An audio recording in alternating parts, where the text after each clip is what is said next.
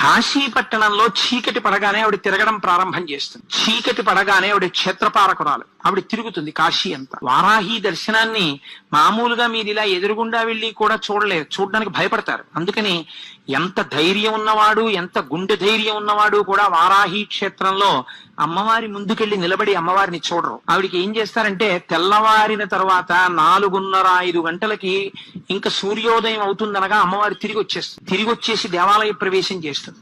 అర్చకులు కూడా ఒక్క 10 నిమిషాలు 20 నిమిషాలు లోపలుండి గబగబా అమ్మవారికి పూజ చేసేసి తలుపులు వేసేస్తారు. ఆవిడ పగటి పూట పడుకుని నిద్రపోతుంది. కాబట్టి మీరు సూర్యోదయం అయిపోయే లోపల వారాహి దర్శనం చేసేయాలి. వారాహి దేవాలయం పైకి వెడితే స్లాబ్ కి కన్నాలుంటాయి, ఒక 4-5 కన్నాలు. అక్కడ నిలబడి మీరు ఆ కన్నాల్లోంచి చూస్తే వారాహి రూపం కనపడుతుంది. అసలు ఆ కన్నంలోంచి అమ్మవారిని చూస్తేనే అమ్మ బాబోయ్ అని ఒళ్ళు పులకరించి అలా నిలబడిపోతారు. అలా ఉంటుంది ఆవిడ తేజస్సు.